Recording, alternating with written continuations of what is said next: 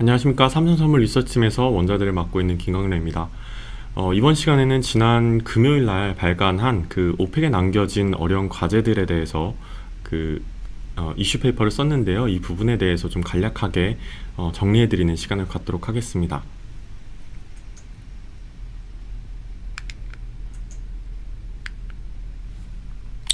일단 오펙의 과거의 영광은 좀 더 이상 존재하지 않는 걸로 보여집니다. 그나마 지금은 그 오펙 플러스라는 구색에 맞춰서 역대 최고 규모의 감산을 진행하고 있긴 합니다만 유가 하락을 가까스로 좀 방어하는 수준에 불과하고요. 이마저도 일부는 그 전체 생산량의 30% 이상을 차지하는 그 비오펙의 그런 영향력이라고 보는 편이 타당합니다. 물론 그 코로나라는 그 특수성을 완전히 배제할 수는 없습니다. 하지만 이것조차도 향후 오펙이 받아들여야 할 현실이고 좀 극복해야 될 과제로 보여지는데요. 일단 코로나 사태를 똑같이 겪고 있는 미국이나 그리고 러시아를 비해서도 확연히 그 석유 시장에서의 그런 영향력은 떨어지고 있는 것이 사실입니다. 더 큰 문제는 오펙이 현재 감산에 대한 당근도 채찍도 없는 상황에서 그 코로나 사태를 맞이하고 있다는 것인데요. 더 길게는 전 세계적인 그 친환경 체제 전환이라는 그런 시장 변화를 좀 맞이해야 될 준비를 해야 할 것으로 보여집니다. 좀 이러한 것들을 감안하면서 향후 오펙이 나아갈 방향과 그리고 남겨진 과제에 대해서 좀 살펴보도록 하겠습니다.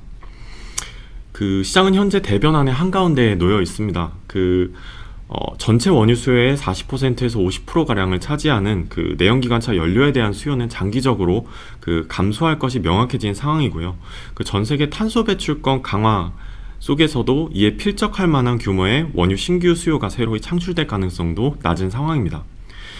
일각에서는 친환경 체제로의 전환이 그 전기 수요를 증가시키기 때문에 이와 관련된 원유 수요도 증가할 것이라는 의견도 있는데요. 하지만 전체 전기 생산에서 원유가 차지하는 비중은 3%도 채 못 미칩니다. 그리고 이마저도 계속해서 하락하고 있고요. 주요국들의 탄소 중립 목표 설정과 더불어서 그 내연기관차 퇴출과 친환경 차량 판매 촉진책들을 잇따라 내고 있습니다. 석유 메이저 기업들도 오른쪽 차트를 보시면은 최근 20년 내 최저 수준의 주가를 기록을 하고 있는데요. 이렇게 부진한 흐름을 이어가고 있는 가운데 최근 이들 대부분은 재생에너지 투자를 좀 늘리고 석유 기업이 아닌 종합 에너지 기업을 자초하면서 좀 체제 변환에 나서고 있는 상황입니다. 문제는 오펙 대부분 국가들이 이러한 체제 전환을 시도조차도 하지 못하고 있다는 상황입니다. 근본적인 원인은 일단 중동 지역 특유의 국영기업 특성 때문입니다. 석유 메이저 기업들은 민간 기업으로 최대 목표가 주주들의 이익을 최우선으로 하는 반면에 국가가 경영하는 국영기업은 국익을 최우선으로 하는데요. 문제는 오펙 국가들이 외화벌이와 세입에 대한 원유 수출 의존도가 80%가량으로 압도적인 수준이기 때문에 대부분의 재정 정책이 국영기업들의 수입에 의존해 왔습니다. 고유가 시절 당시에는 넘쳐나는 달러를 주체를 못하고 포퓰리즘 정책을 통해서 선심성 재정 정책들을 단행해 왔는데, 문제는 대부분 국가들이 왕정 국가들인데 이제 오펙 국가들이 복제 정책에 후퇴할 경우 겪게 될 부작용을 생각하지 못한 상태에서 막연하게 지출을 늘려왔다는 것에 있습니다. 유가가 더 이상 재정 지출을 충당하지 못하고 오펙국들의 평균 재정균형 BEP인 75달러 수준을 밑돌면서 상황이 더욱 악화되고 있는데요. 신규 생산에 대한 투자가 줄면서 생산이 감소하고 또 수출이 감소하면서 결국 세입이 주는 그런 악순환이 반복되고 있는 그런 상황입니다. 금년에는 코로나 사태까지 겹치면서 세수 부족분에 대한 국유자산 매각과 그리고 외환보유고 소진, 그리고 국채 매각 등을 통해서 충당해 왔고, 최근 들어서는 마지막 보루인 복지 축소도 단행을 하면서 자국 내 불만도 커지고 있는 상황입니다. 이러한 상황에서 오펙 창설 멤버국들 같은 경우도 지금 상황이 상당히 안 좋은 상황인데요. 오펙 멤버 창설국은 총 5개국입니다. 사우디, 이란, 이라크, 베네수엘라, 그리고 쿠웨이트, 이렇게 5개인데 이들의 공통점은 당시 걸프국 중에서도 UAE를 제외하면 원유 생산량이 가장 많았던 국가들입니다. 이후에는 UAE나 알제리, 나이지리아가 이제 추가되기도 했는데요. 일단 오펙 맹주국인 사우디의 상황은 그나마 낫습니다. 일단 뭐 금년에 재정 적자가 약 800억 달러가 예상이 되고 있고, 이것은 이제 GDP 대비 12% 정도의 재정 적자가 예상이 되고 있는 상황이고요. 다만 사우디는 뭐 이제 석유 의존 경제에서 벗어나기 위해서 2016년 이후 그 비전 2030을 이제 추진을 하면서 이제 탈석유를 좀 가속하고, 그리고 친환경 체제의 개발을 좀 가속하면서 일찍이 석유 산업 이후의 세계를 좀 준비해오는 그런 흐름을 보였습니다. 쿠웨이트는 최근 무디스로부터 저유가 사태 지속으로 인한 그런 유동성 문제와 그리고 순금융자산 가치 하락으로 인해서 국가 신용등급이 최초로 그 두 단계가 강등되기도 했는데요. 이란과 베네수엘라는 아시다시피 미국의 제재를 받으면서 반정부 시위 확산과 그리고 생산 차질 악순환 등으로 총 그 350만 bpd 가량의 생산 차질과 수출 감소가 일어나고 있고요. 그리고 이라크 역시 반정부 시위와 더불어서 친이란 민변대가 야기하는 그 지정학적 리스크로 그 이라크 전쟁 이후에 직간접적으로 약 70% 가량의 생산 주도권이 석유 메이저 기업들에게 넘어가 있는 상황입니다. 그래서 종합해 보면 그 현 시점으로 놓고 봤을 때 사우디 이후에는 그 제대로 된 국가가 지금 남아있지 않은 그런 상황이고요. 일단 오펙국들은 역대 최대 수준의 감산을 진행을 하고 있습니다만, 앞서 언급드렸다시피 예전 수준의 유가를 회복하지 못하고 있는 상황입니다. 이 부분은 제가 계속해서 언급드렸던 부분인데, 일단 유가가 재정균형 BEP를 한참 못 미치는 상황이기 때문에 어렵게 그 감산을 진행을 하고 있습니다. 근데 이 와중에 사우디와 UAE는 그 예전부터 탈석유 경제를 추구하면서 그 대놓고 발을 빼고 있는 상황이기 때문에 이들의 불만이 커질 수밖에 없는 것이고요. 그 오펙국들의 여유 생산 캐파는 대략 한 1000만 bpd에 달하는 수준입니다. 기회만 된다면 언제든지 생산을 늘릴 수 있는 준비가 되어 있는 상황이고요. 일단 오펙 정례회의 이후에 그 감산 합의를 이제 매월 진행을 하겠다라고 발표를 했습니다. 그리고 최대 규모를 약 50만 bpd 가량으로 이제 최대 캐파를 한도 내에서 조정을 하겠다라고 발표를 했는데, 이는 두 가지 의미로 해석이 가능합니다. 이제 하나는 수요가 뚜렷하게 회복이 된다고 하더라도 급진적인 증산을 하지 않겠다라는 시장에 시그널을 준 것이기도 하고요. 다른 하나는 1개월 단위로 감산 규모를 정하기 때문에 시장 상황에 맞게 좀 더 기민하게 움직이겠다라는 그 비오펙 플러스 국가들의 증산에 대해서 좌시하고 있지만은 않겠다라는 의지를 준 것이기도 합니다. 그러니까 매달 이뤄지는 감산 회의는 23개국의 만장일치 회의인 만큼 그 유가 유동성 확대를 유발할 가능성이 높고요.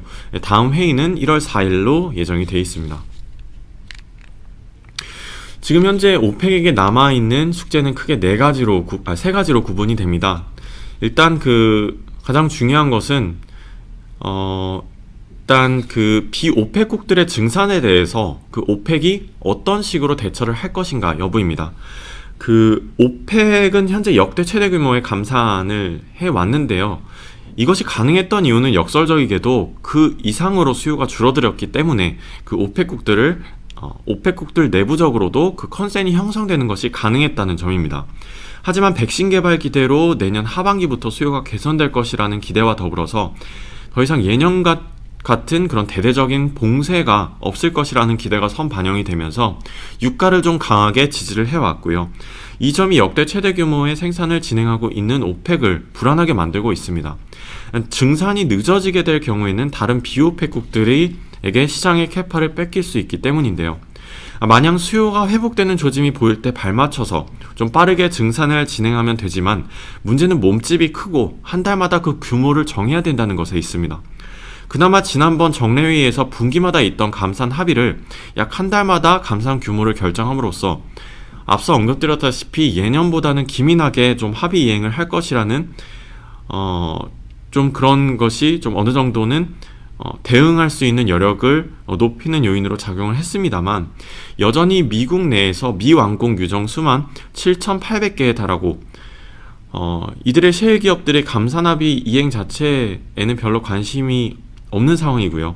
그리고 미국 견제에만 혈안이 되어 있는 러시아, 그리고 작년 같은 경우도 감산 당시 불과 2달만 제외하고는 나머지 기간에는 감산을 제대로 이행하지 않았던 그런 러시아, 이러한 부분들을 좀 감안을 한다면, 그러니까 비오펙국들의 증산 조짐이 보일 경우에는 오펙의 감산 의지가 약화될 가능성과 그리고 증산 요구에 대한 대책 마련이 필요해 보입니다.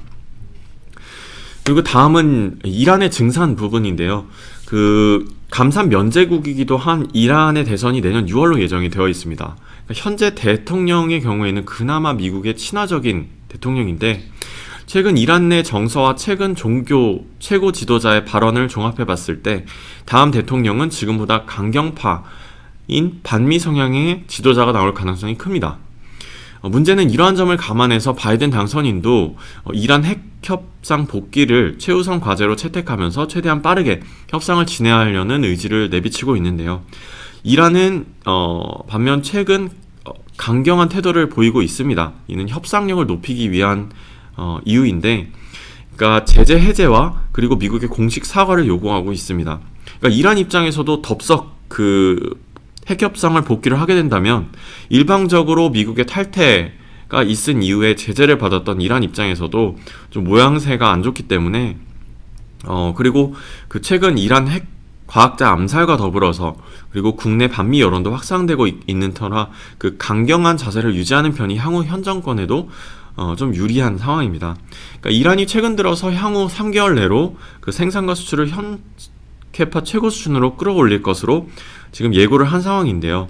그 오펙이 이란 핵협정을 강력하게 좀 반대를 하면서 오펙과도 합의를 해야 된다라고 강력하게 요구하고 있기도 합니다만, 사실 지난번 그 2015년 오바마 정권 때도 핵협정에 강하게 반대를 해왔던 부분이 있었지만 사실 통과했던 사례가 있기 때문에 오펙은 그 200bpd 가량의 그 이란 원유 생산 가능성도 향후에 마냥 앉아서 보고만 있어야 할 가능성도 있는 상황입니다. 마지막으로 맹주국인 사우디 문제인데요. 가뜩이나 예전 같은 영향력이 없어진 그런 사우디가 지금 다른 오펙국들에게도 그 감산의 필요성을 피력하면서 나아가야 한다는 데 있습니다. 사우디는 2017년 그 비전 2030 선포를 시작으로 친환경 에너지 투자와 그리고 석유 외 수입을 꾸준하게 늘려왔습니다. 그리고 작년 아람코 상장 이후에는 그 석유 세입과 비석유 세입을 구분하지 않기 시작했고요.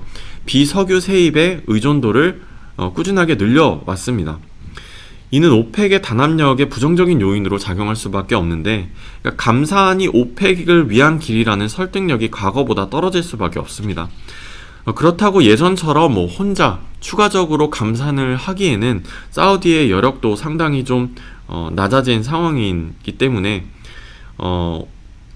친환경 체제 전환과 더불어서 그 아직까지도 코로나 사태로 인한 수요 감소에 대한 부담으로 강한 상승이 제한되고 있는 상황에서 더더욱 그 추가 감산에 대한 약발도 좀 약하게 먹힐 가능성이 높기 때문에 과거처럼 혼자서 추가 감산을 할 가능성은 상당히 낮은 상황이고요. 결국 오펙은 시간이 지날수록 감산에 대한 명분이 좀 점점 줄어들 가능성이 높다라고 판단이 됩니다.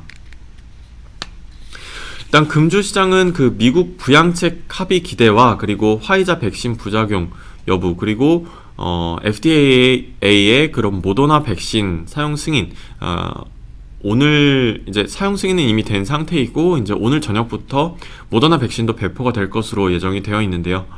일단 연말 연시에 코로나 확산에 대한 우려는 여전히 남아있기도 합니다. 그리고 이제 미국 리구수가 4주 연속으로 꾸준하게 증가를 하면서 향후 미국의 증산 가능성에 대해서도 어느 정도 좀 예견이 되어 있는 그런 상황이고요. 이러한 부분들이 전반적인 그 추가 상승에 대한 부담으로 작용할 것으로 예상이 되고 있고, 그리고 $50에 대한 그런 레벨 부담도 어느 정도 유가에 지금 반영될 것으로 보여집니다. 일단 1월 4일로 예정된 그 오펙 회의 전 오펙 주요국들의 그런 태도에도 좀 주목해 볼 필요가 있겠고요. 이번 주 주요 레인지는 그 $47에서 $49 사이에 그 움직임을 보일 것으로 예상이 되고 있습니다. 예, 그러면은 이번 주 관련된 부분 간략하게 말씀드렸고요. 혹시 궁금하신 점 있으시면은 말씀드리도록 하겠습니다.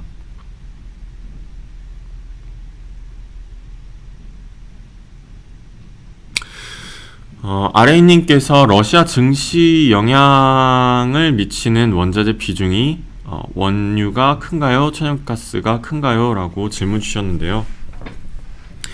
일단 그 러시아 같은 경우는 그 원유 수출과 그리고 천연가스 수출을 같이 합산해서 발표를 합니다. 그래서 정확한 수치는 알기 어렵지만 지금 현재 그러니까 제가 마지막으로 봤던 자료에 의하면은 원유 관련 비중이 약간 더 높은 것으로 생각이 됩니다. 일단 최근 들어서는 다만 그 러시아가 뭐 그 노드스트림 2에 대한 건설이라든지 그리고 최근 들어서 유럽에 대한 그런 수출을 상당히 좀 빠르게 늘리고 있는 상황인데요. 그리고 전 세계적으로 그 친환경 체제로의 전환 때문에 그 석탄에서 천연가스로 좀 수요가 많이 옮겨가고 있는 흐름을 보이고 있습니다. 그래서 향후 장기적으로 봤을 때는 아무래도 천연가스 관련 비중이 조금 더 커지지 않을까라고 장기적인 관점에서는 보여집니다.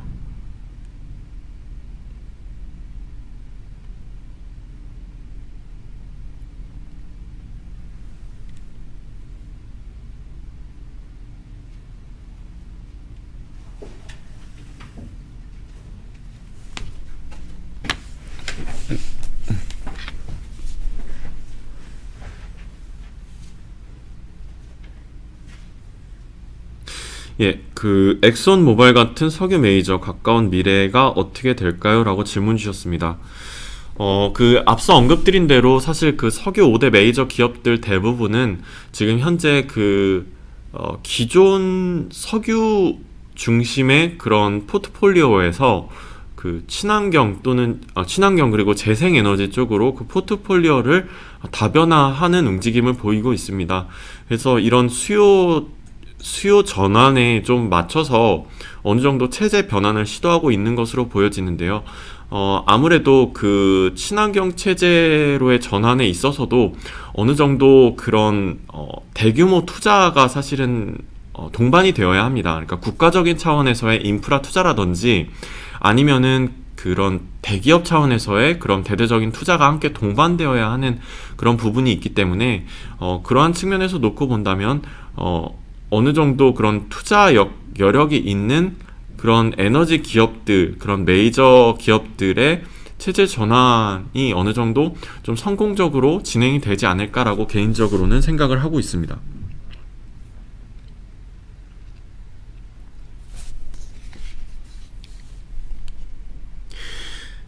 추가적으로 궁금하신 사항이 없으시면 나중에 혹시 제 이메일도 그 이슈 페이퍼나 시황에 보시면 나와 있으니까요. 향후 궁금하신 점 있으시면 이메일로 주시면 제가 최대한 성심성의껏 답변 드리도록 하겠습니다. 예, 지금까지 김강래였고요. 경청해 주셔서 감사합니다. 예, 이상입니다.